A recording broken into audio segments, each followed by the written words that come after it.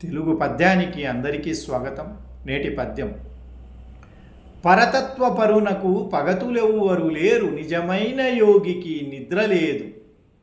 అమృత సేవకునకు ఆకలి దప్పులు లేదురా, నాదబ్రహ్మానంద నారాయణ కవి.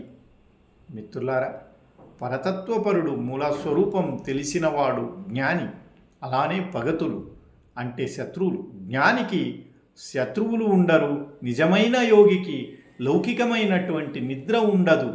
అమృత సేవకునకు అంటే జ్ఞానామృతాన్ని ఆస్వాదించిన వాళ్లకు ఆకలి దప్పులు ఉండదు అంటున్నారు కైవారం నారాయణ తాత గారు. ఈయన 17వ శతాబ్దానికి చెందినటువంటి తెలుగు వరకవి యోగి. నేటి చిక్కబళ్ళాపురం జిల్లా కర్ణాటక ప్రాంతానికి చెందినటువంటి వ్యక్తి. రాష్ట్రేతర తెలుగు సాహిత్యం, అలానే నేను రాసినటువంటి కొన్ని పాటల కోసం కృష్ణరసం యూట్యూబ్ ఛానల్ని ఫాలో అవ్వండి. అందరికీ వందనాలు. నేను మీ అగరం వసంత్, హోసూరు, తమిళనాడు. జై తెలుగు తల్లి.